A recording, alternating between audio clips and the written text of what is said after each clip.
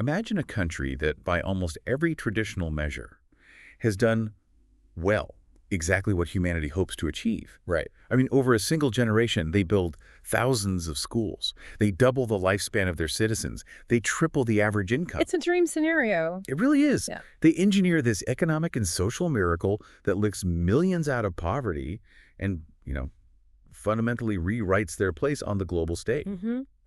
On paper, it is an absolute triumph of modernization. Exactly.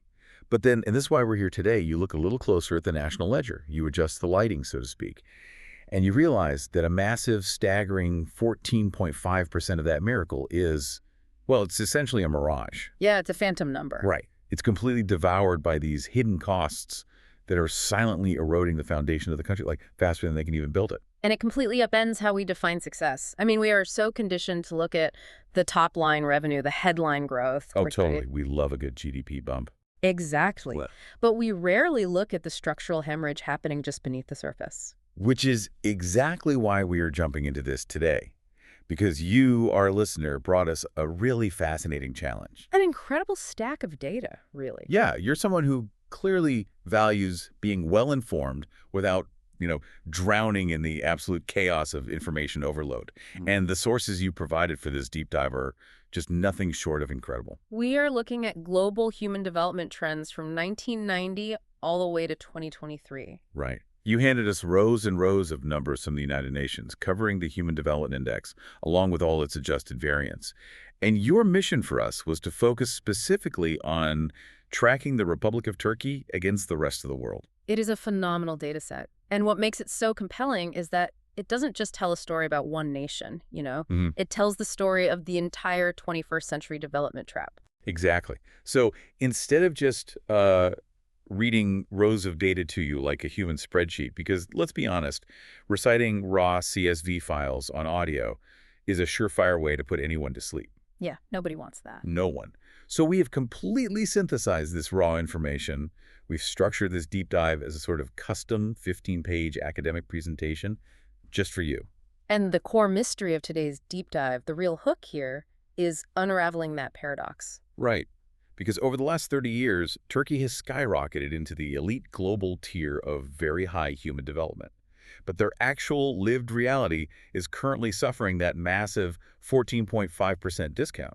So what exactly is eating their developmental dividends? That is the question. And to understand those hidden costs, I think we have to first understand the sheer velocity of the growth. Oh, absolutely, because you really cannot appreciate the depth of the cracks in the foundation until you comprehend the absolute scale of the mansion they built on top of it, right? That's a great way to put it. Yeah. So let's look at the macro view of this miracle, the Turkish speed of human development. Let's unpack it. Okay, so we're looking at the UN's Human Development Index, or the HDI, which is basically the gold standard for measuring a country's overall achievement. Right. It's not just GDP. It factors in whether people are living long, healthy lives, whether they have access to knowledge. So whether they have a decent standard of living. Yeah. Yeah. It's scored from 0 to 1. And if we look at the global average from 1990 to 2023, humanity did, exactly what you would hope. The global score grew steadily from around 0.60 to just over 0.75. Right. It's a nice, gentle upward slope of human progress. A very steady, predictable march forward. But then you look at the data for Turkey over that exact same 30-year period. And, it is not a slope. No, it is a staircase that suddenly turns into a high-speed elevator. Exactly. In 1990, Turkey's score was sitting just below the global average, right around 0.598. But by 2023, they didn't just inch ahead. They leaped all the way up to 0.853. Which is a monumental threshold to cross. It really is. And what's fascinating here is what that leap represents in the real world. A score of 0.85 places Turkey 52nd globally.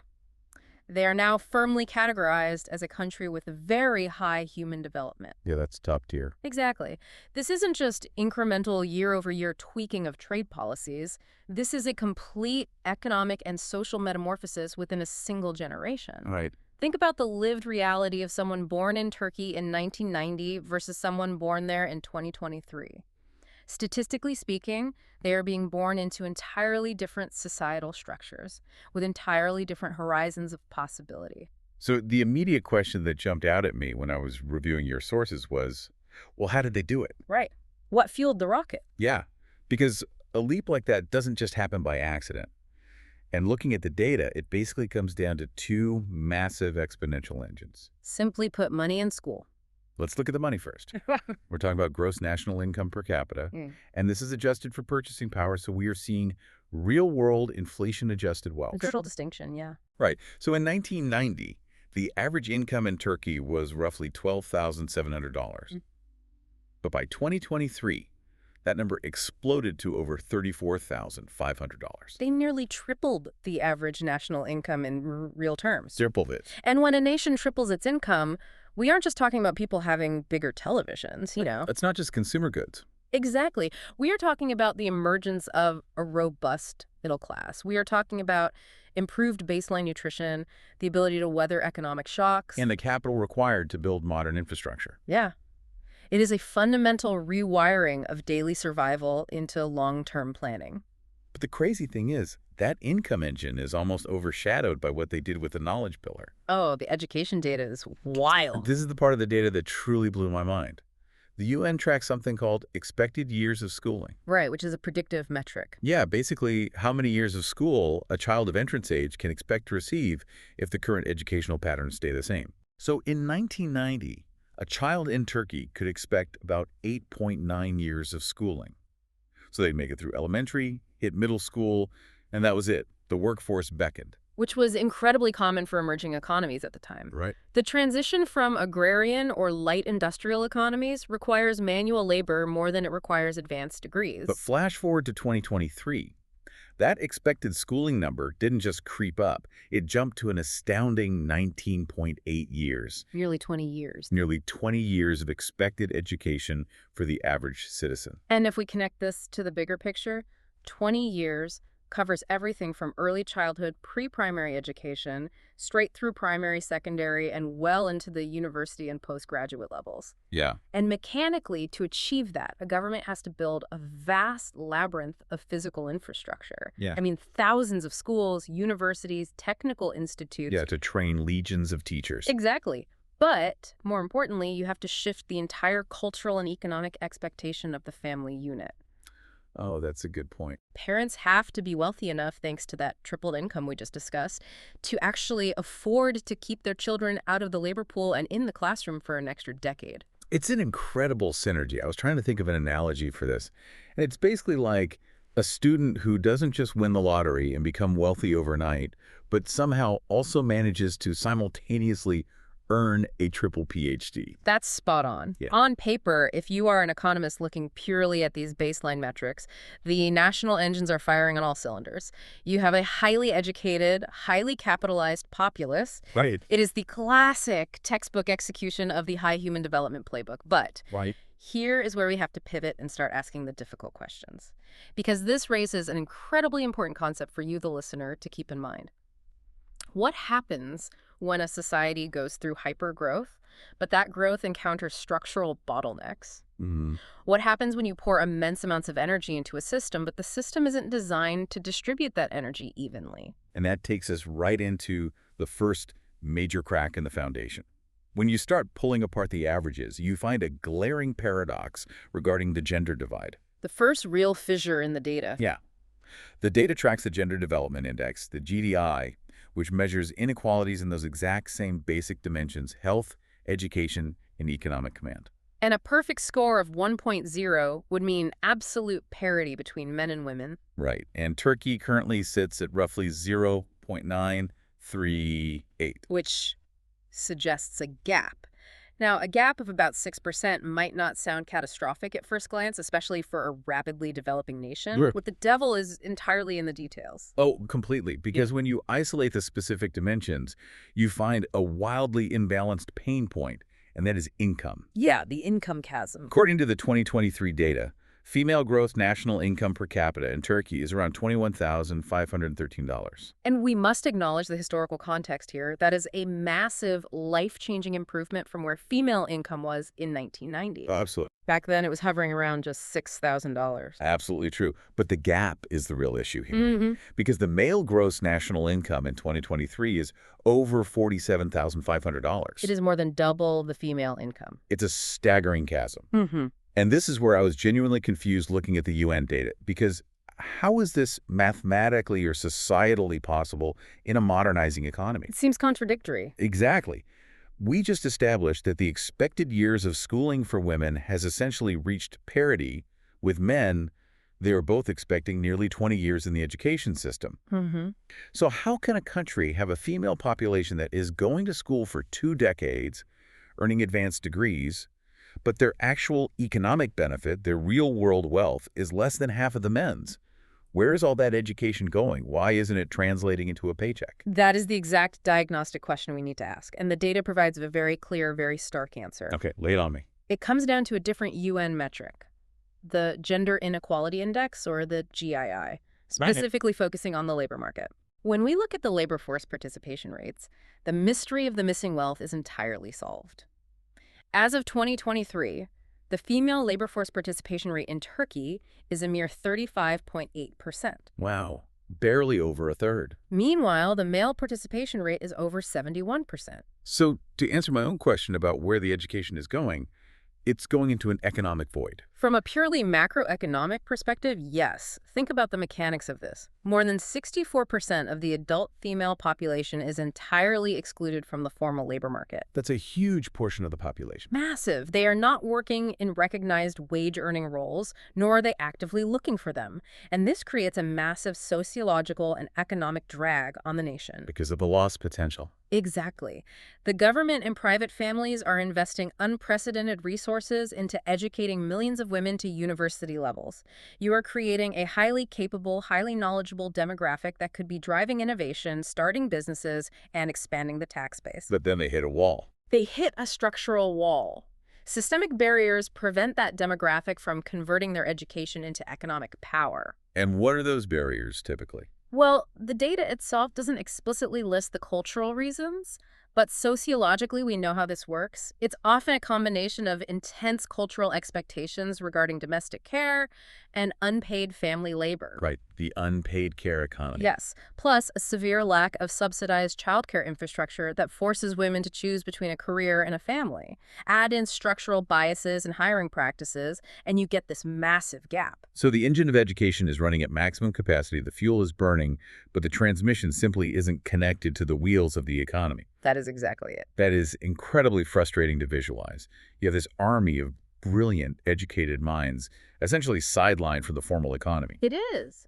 But, to ensure we are giving you, the listener, a completely balanced report on the sources you provided, it's not an entirely bleak picture for women in Turkey. No, not at all. There are areas within the gender index where the country has made undeniable life-saving progress. Yes, and we cannot overstate the importance of these public health victories. The most striking metric here is the maternal mortality ratio. Oh, this is a huge drop. Huge! In 1990, roughly 42.79 women died per 100,000 live births. That is a tragic metric of inadequate health care, rural isolation, and poor prenatal support. Yeah. But by 2023, that number had plummeted to 17.33. That is a massive triumph. I mean, that represents thousands of lives saved. It represents vast improvements in hospital access, emergency obstetrics, general public health infrastructure. It fundamentally changes the security of starting a family. It really does. And the data also shows that political empowerment has crept up, albeit slowly. The parliamentary seats. Yeah, the share of parliamentary seats held by women in 1990 was basically a rounding error, barely 2.36%. It was an exclusively male domain. Right. Today, it has grown to 19.83%. Which, relatively speaking, is a vast improvement. They've multiplied their representation almost tenfold. True, but let's be real. A government where 80% of the decision makers are still men means the halls of power are overwhelmingly male-dominated. It's progress, but there's a long way to go. Right. Progress is progress. Yeah. So, to connect this back to you, the listener, trying to wrap your head around this paradox. Yeah. Imagine you are fixing up a house. Okay, I like this. You've dramatically improved the structural integrity. The health outcomes are vastly better, people are living longer, the roof isn't leaking. You've even allowed slightly better representation in how the household rules are made, right? But you are intentionally keeping half the adult residents locked out of the home office. Yeah. They're highly educated, they have brilliant ideas, but they aren't allowed to contribute to the mortgage, build their own savings, or formally work. That is the Turkish gender paradox right now. That's a perfect analogy. And the crucial takeaway here is that locking half the population out of the home office doesn't just hurt the women who are excluded, it actively harms the household. Exactly. It acts as a hidden, debilitating tax on the entire society's development. Which is the perfect bridge to the next massive revelation in your data. The hidden tax of inequality. Yes. The UN statisticians really rolled up their sleeves for this one with a metric called the Inequality Adjusted Human Development Index, or the IHDI. This metric is vital because it addresses the core flaw of averages. Right, because averages can be so misleading. The standard HDI we talked about earlier, that triumphant 0.853 score, is just an average, and averages are notorious for hiding a multitude of sins. Oh, absolutely. Think of it this way. If you have 10 people in a room, and one person has $10 million, while the other 9 have absolutely nothing, their average wealth is $1 million each. Right. It looks like a room full of millionaires. Exactly. But that average completely fails to describe the lived reality of 90% of the people in that room. It's a mathematical illusion. The IHDI strips away the illusion. It takes that overall HDI score and mathematically discounts it according to the level of inequality in the distribution of health, education, and income across the actual population. Okay, so it penalizes the score for uneven distribution. Precisely. If a country has perfect equality, if everyone enjoys the exact same lifespan, schooling, and wealth, the HDI and the IHDI are identical.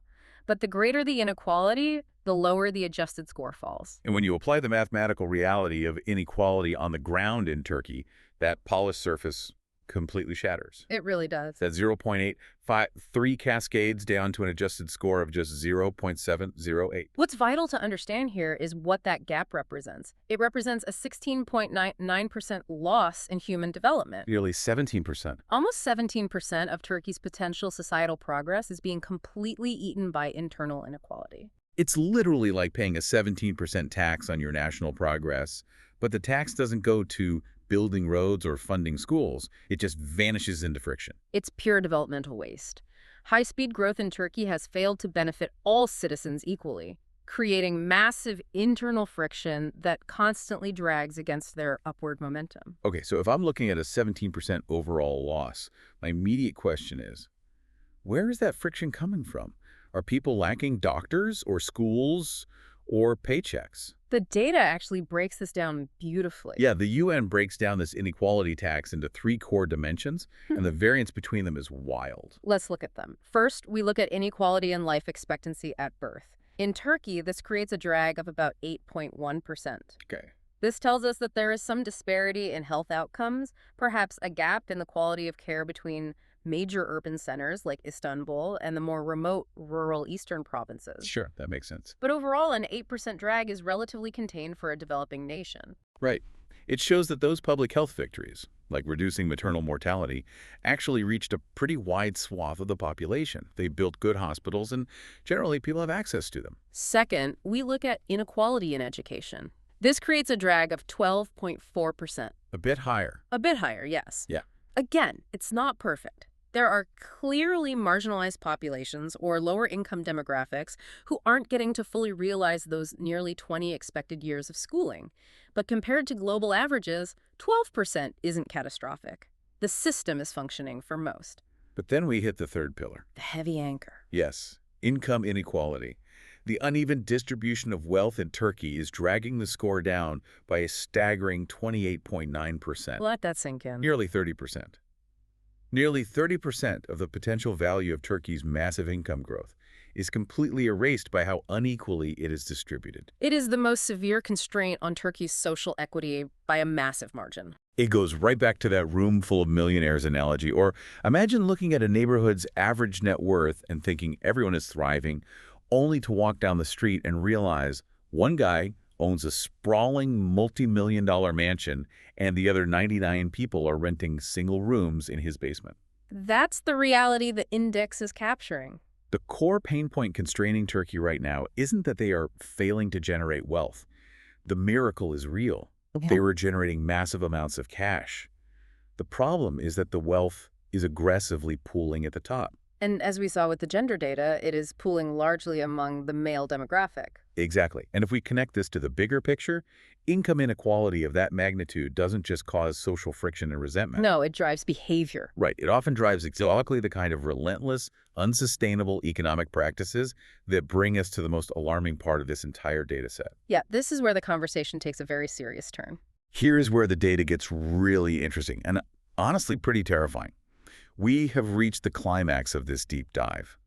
Because for decades, the entire world has measured human progress by how much we consume, how long we live, and how much we know. The standard metrics. But the UN recently introduced a new metric that puts a massive warning label on all of this. The Planetary Pressures Adjusted Human Development Index, the PHDI. The PHDI. It asks a brutal, unavoidable question. What is the cost to the Earth? Right. It takes the standard triumphant HDI score and heavily discounts it based on a country's carbon dioxide emissions per capita and its material footprint per capita. It measures the ecological overdraft. It calculates exactly how much a nation is borrowing from the environment to fund its current lifestyle. And when you apply that ecological overdraft to Turkey, the bottom falls out. The baseline score drops from over 0.853 all the way down to a PHDI of 0.729. And this right here is exactly where the 14.5% discount we mentioned in the very beginning comes from. Yes.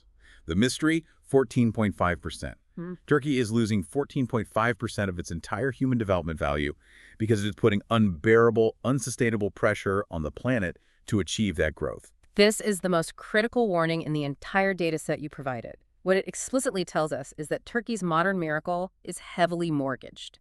Mortgaged against the Earth. Exactly. They borrowed aggressively against the future stability of the environment to pay for the progress of the present. So let's look under the hood at the mechanics of this planetary pressure. What exactly is driving this 14.5% discount? We're tracking two massive spikes in the data. First, carbon emissions. In 1990, Turkey was emitting roughly 2.79 tons of CO2 per capita. Okay. That is a relatively modest footprint, very typical of a country that hasn't fully industrialized its consumption patterns or its energy grid. But by 2023, that number almost doubled to 5.035 tons per capita. That's a significant jump, driven by more cars, more power plants, more manufacturing. But honestly, the carbon emission number wasn't what shocked me. No. The metric that actually made me stop reading, put down my notes, and just stare at the wall was the material footprint.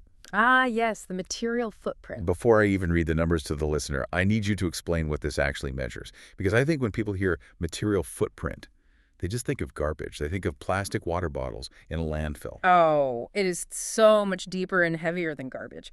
Right. The material footprint measures the total physical amount of raw materials extracted globally to meet the domestic consumption demands of a single country. The actual mass. Yes, it tracks the actual mass. It includes all biomass, every crop harvested, every tree cut down for wood. It includes all fossil fuels extracted from the earth.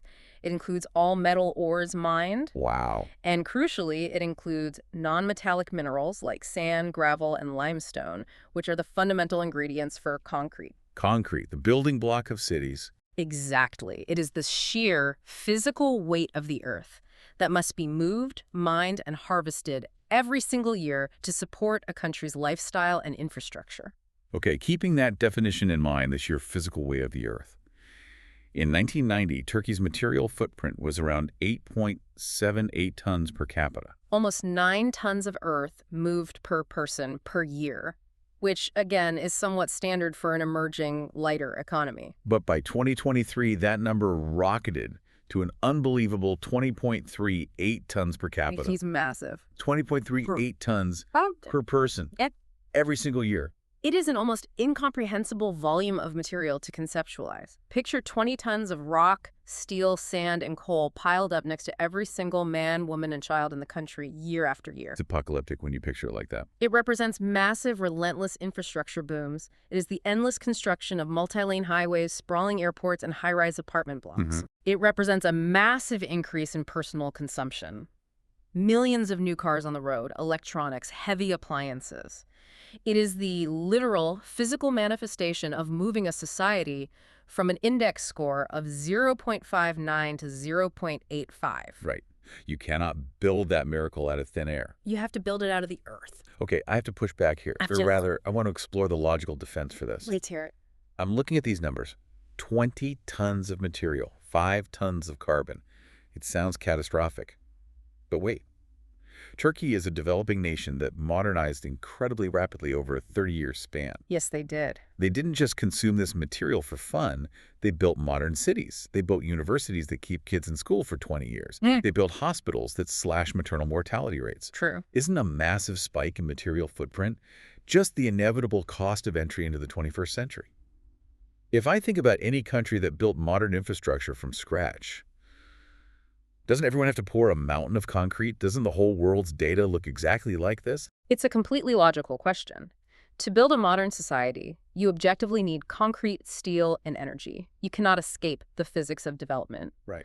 But the global data you provided gives us the exact context to answer that, and unfortunately, it completely removes the cost of doing business defense. Okay, how so? Because if we look at the global average PHDI discount, the amount the entire world is penalizing itself for planetary pressure, it sits at just over 10%, 10.05% to be exact. The global average discount of 10% versus Turkey's 14.5%.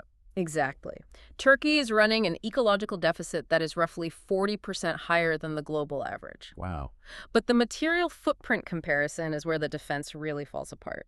The global average material footprint in 2023 is 12.7 tons per capita. Oh, wow. Yes. The entire world average, including all the fully developed superpowers and all the rapidly developing nations, is 12.7 tons. And Turkey is at 20.38. They are vastly, dramatically overshooting the global mean. So they aren't just industrializing like everyone else. They are hyper-consuming materials at a rate that far outpaces even the standard modernized trajectory. The synthesis of this data is inescapable.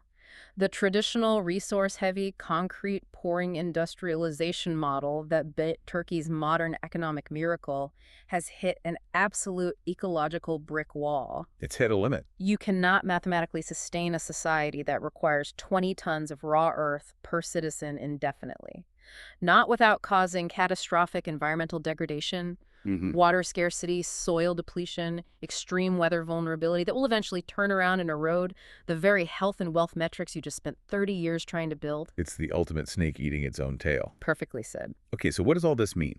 We've diagnosed the patient. To go back to our earlier idea, we've looked at the hidden metrics. Let's synthesize these findings. If we look at Turkey in 2023, they are suffering from what we could call high-growth complications. High-growth complications, I like that. It's a syndrome with 3 distinct symptoms. Right. Exactly. First, a severe gender gap, characterized by an intense exclusion of women from the labor force. Second, massive income inequality, acting as a nearly 30% drag on the potential progress of the nation. And third. Third, an out-of-control ecological deficit driven by a 20-ton material footprint. So how do they cure the complications? If we were consulting for the policymakers based purely on this immense stack of UN data, what are the clear data-driven directions they need to take? The data points to 2 massive structural pivots. The first is bridging the social gap. And the absolute fastest, most mathematically efficient lever they can pull is releasing what economists call the female dividend. Unlocking the home office we talked about earlier. Precisely. The government must focus aggressively, almost exclusively, on breaking the structural barriers that keep female labor force participation trapped at 35.8%.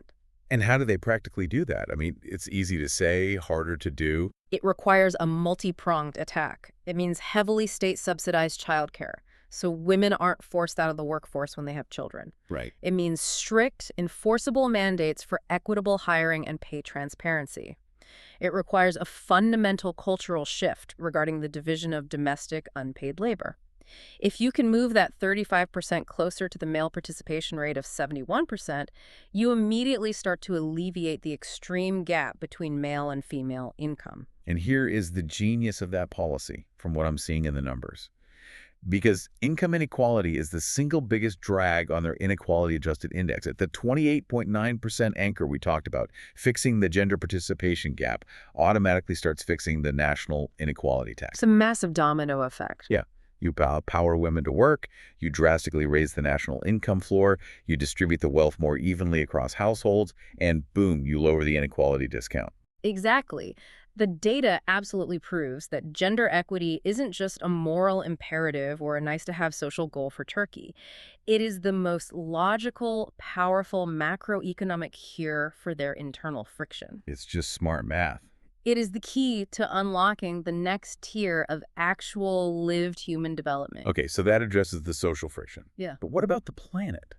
What is the policy direction to stop the ecological hemorrhage? That is the second and arguably much harder pivot, the green pivot.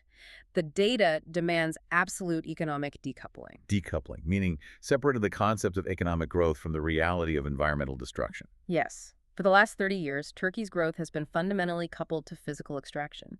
More wealth meant digging up more earth. Right, higher HDI meant pouring more concrete. They must figure out how to continue growing their knowledge base, their life expectancy, and their sustainable income while completely decoupling that growth from their 20-ton material footprint and their rising carbon emissions. And mechanically, how does a nation do that? I mean, that sounds like a sci-fi utopian goal. It's difficult, but it requires transitioning away from a linear take-make-dispose model and fully embracing a circular economy. A circular economy. It means reusing materials, radically upgrading the energy grid to renewables, designing cities for efficiency rather than endless sprawl, and shifting the economic engine away from heavy, resource-intensive manufacturing toward high-tech, service, and knowledge-based sectors. So they have to essentially buy back that 14.5% ecological discount through extreme efficiency. Precisely. Because if they don't decouple, the planetary pressures won't just politely discount their score on a UN spreadsheet. No. It will manifest in the real world as severe droughts, prolonged heat waves,